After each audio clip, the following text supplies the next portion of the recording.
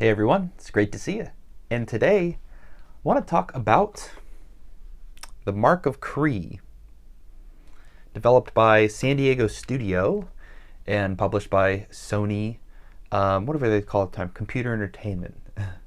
The Mark of Kri is a pretty neat game, and I have some funny stories about it. So I originally purchased this game around the time it released, which would have been 2002 or maybe a little bit later in 2003. And when I was shopping at Kmart with my mom, I was running around the games section looking at all the cool games I could find, and this box art in particular really stood out to me. And I said, oh, the Mark of Kri, wow, this dude has a big, looks like a giant axe, and the back very clearly shows a story of epic action and violence and blood and gore as listed in the mature rating for the game. And it was on sale, and I begged my mom, this looks really cool, please can I buy it? Because I'm like 9 at the time, maybe 9 or 10. And so she says okay, and we take it to the front, and the lady checking us out says, ma'am, did you look at this game before you picked it up? I mean, it is so violent looking. Is it okay for a child to be playing something like this? And my mom's response was like, yeah, he's played it all, everything from the GTAs to, I guess, what's soon to be Mark of Kri. So it's a fond memory when I think about this game. And there's a lot of nostalgia in just growing up in my youth and this game itself. But so what I was really interested in was revisiting it and thinking, okay, I do remember having a lot of fun with this as a kid, and it did live up to the expectations that the cashier woman had expressed to my mom at the time. It was very violent and fun, but as a nearly 30-something-year-old, is it still enjoyable? Is Mark of Kri as good as I remember it being? And so I wanted to discuss it today. I recently recompleted the game, and I quite like the game's box art. As I mentioned, as a kid, it really stood out to me just how simple it is. You have Rao, who's our main character on the front, holding, it looks like his spear in the game. And then on the back, of course, it tells us a little bit about the game, which is essentially, Rao, he is a warrior protector of those that bear the Mark of Kri. And the Mark of Kri is very interesting. It's kind of set in, I want to say, like a Polynesian culture and aesthetic and kind of storytelling sense. And anyways, the people who bear the Mark of Kri, it's essentially like a tribal tattoo of some kind on your back or whatnot. And when all the pieces of the Mark of Kri are brought together, it's kind of world-ending destruction that the planet faces, I guess. So there's these warrior protectorates. Rao is one of them. And Rao just kind of lives in a little village. He hangs out at his local tavern, and he is essentially trying to live up to his warrior standard that his master and adopted father, Bamusu, set for him. And so he helps out some locals in the town, taking out bandits and things to bring business back to the tavern. And that's when this what's suspected to be a necromancer guy shows up, and he says, hey, can you please go retrieve this parchment from this fortress for me? And Rao does it, and from there he unlocks a dire situation regarding his responsibilities to protect the Mark of Kri, and that's kind of where the game goes. It's about 10 hours or so. I'd say most people will finish it in that range. And yeah, I want to dive in a little bit more into the title, but before I do so, nice CD here that we get, and of course, as always, we get a nice manual as well. That's what I love about PlayStation 2 games. There's always something to look at, and it feels, when you pick up the case, it feels weighty. It feels like there's something in there, which is obviously the manual. And it tells us a little bit about the game. And I'm looking in here to see if there's any cool kind of art to show off. There's nice, what looks like probably concept art sketches throughout. Like here's some nice ones of Rao there, and I forget this guy's name. He's kind of your options dude and he hangs out in the tavern too. And here's Rouse swinging his axe around. Looks kind of funny in 3D compared to the sketches. But anyways, yeah, this game was developed by San Diego Studio. I'm not too familiar with San Diego Studio's titles off the top of my head, but as we were discussing, this is a Sony Computer Entertainment America published game, which is pretty interesting. What I was reading a little bit about the game is that the team that came together to produce it was inside San Diego Studio and mostly working as like 2D art developers and designers. And I think it really shows in this title, because when we think about the game from a graphical sense, it's a very visually striking game. I'd almost say it looks like you're playing something that Disney would have been inspired, or would have aspired to, right, for a game obviously much more violent. But I think because of that, and because of the background with the developers and such, it really has a very striking art style. And it's 3D, so 3D games, they age a little harder than 2D games. However, this one, because of its art style and because of the kind of simplicity of most of the textures, still holds up to this day. I think it's a really good game to look at when you're playing. And so, compliments to the chef on that one. I guess they did a really good job with it. And not only am I saying that now, but when the game came out, it was quite well received. A lot of the ratings for it being in the 8 to 10 range much of the time, and critics not having much to say negatively about the game. A lot of the critiques really being, hey, it's just kind of a shorter title. But otherwise, people were quite enjoying of the violence and the style of the game, so to speak. So when we get into the gameplay sense, the game is pretty straightforward. You have this like hub tavern, and there's folks to talk to and walk around in. You can do little trainings. You can go back and replay levels once you get further into the game, or do some training arenas, fighting arenas, to kind of hone your skills a little bit. But somewhere in the tavern, there's always a person who needs some help, and so you talk to them, and that kind of initiates a quest. And from there, you go out into the world and you complete this quest, whether it's fighting bandits, or, like I was saying, getting the parchment, or, exploring deeper and trying to save somebody, or discover new knowledge. And I think the game takes place across maybe 6 or 7 levels, roughly. And in each level, you'll start the level, and it's mostly linear. There's some branching paths, but mostly linear. You'll walk from area to area, and you will fight in combat, or you will sneak through an area and kill enemies that way. And you have a bird with you, Kuzo, who's also the narrator of the game. And Kuzo will help you scout out areas ahead, or especially in stealthy areas, help you keep eyes on enemies so you know when's a good time to make a move, or reposition yourself.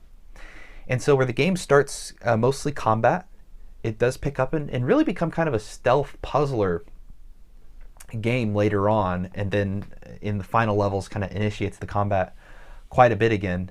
And I did enjoy the flow of the gameplay. I think one thing that was really fun was kind of digging into the couple of different systems they had going on. A big challenging piece in this area was that the save system in all the levels is manual, and you have to go pick up scrolls in order to save. So they're going to give you a lot of scrolls throughout the level, of course, but if you play a game like I do, you're kind of a hoarder of items. You kind of pick up all these scrolls, and then you you don't want to use them because you don't think it's the right time, or you're not ready to use them. And this bit me in the butt a couple times, in which I got in a situation where I died or something didn't go right. And then as a result, I lost, 20, 30 minutes of progress on a level. And so that could be frustrating at times. And a big piece of that comes into play because the combat itself can be pretty tedious in certain circumstances. When you're fighting, and these are really cool systems when you think about them in your head, and as long as they're implemented right. When you're fighting and you're swinging your sword, your sword can get stuck in a piece of wood, and then Rao's trying to pull it out as an animation, and you're getting hit all the time. Or if you're fighting an enemy near say stone, you'll strike and hit the stone instead of the enemy itself. And so, not the last game to ever do that, but I think one of the challenging things about the game is it has a really interesting radial targeting system where you can use 3 buttons to attack, and then use the right analog stick to kind of select up to 3 enemies in your area. So if you have 3 enemies selected, then you can press whichever button is there assigned and attack them. Or if you have 1 or only 2, then you can use the unassigned buttons to perform combos and hit moves and things on these enemies. And the hardest thing about this is the enemies are incredibly smart. Like, if you strike the wood piece and you're stuck, they'll know that instant they need to come in and just wail on you and take all your health. Or if you're attempting to pull off some of these combination moves, you know, X, circle, circle, X, square, you know, there's so many different ones. They're very, very effective at canceling your combat opportunities. And so that can be challenging too, from the lens of a lot of the enemies will block your basic attacks over and over and over again. So unless you're taking advantage of these combat combos that you're doing, it can be really challenging to bring down even simple enemies sometimes. But that becomes a problem in the fact that they'll just cancel you out anyway. But what is really cool is the actual animation of fighting. Rao seriously has such a real looking weight about his movement, about the way he strikes and attacks. And I was really impressed with the way in which they captured that in his style. And also he's a really big and muscular, massive guy, and they show that in the combat style too. Sometimes if you're like sneaking up against a wall and you want to take out an enemy, Rao will just straight up grab the dude off the ground and slam him into the wall. And the way in which this game depicts that sort of violence is extremely cathartic and fun, and I don't think many games capture that in the way that the Mark of Kri was able to do. So from a gameplay lens, it's kind of hit or miss, because by the end of the game, it did get pretty tedious to carry out the combat pieces because of how often you're getting canceled or how often you're trying to pull off combos and you get struck in the middle, or you hit a piece of stone, or you're in these like tight fighting spaces that make it hard for Rao to maneuver. And the levels will continually progress to this point of it just being a wave after a wave after a wave of enemies, and so that's challenging. Whereas on the other hand, the stealth sections, as long as you kind of carefully plan them out, are so simple compared to something today, like Metal Gear Solid 5 would be a great example. And so that's kind of my thoughts there. And when it comes to the level and world design, as I mentioned, a lot of the paths are pretty linear. But one of the things that I thought could have been improved was the level of design itself is quite generic. I think the first couple levels you'll just be in like these abandoned kind of ruins. The next level you'll be like on a forest, or in a forest, excuse me, and the next one you're like, okay, I'm in a fortress. So there's not a whole lot of diversity in terms of visuals. And later on you'll get into the volcano, which is pretty cool, or a graveyard, which I like a lot. But early on you'll feel like the stages feel quite generic in their look itself. Realistic, I guess, because that's what the real world would be like, but generic all the same is what I'd think. And in a sound sense, not a whole lot stood out to me on the sound side. One thing that's really fun is when you pull off combos and you get it just right. Rao will kind of shout out the combo moves, and I just thought that was so cool, because when time slows and you hear Rao shouting it, and then he pulls it off, and it's visceral and it's crazy and violent. It's just cool. Again, just very cool experience from a gameplay lens.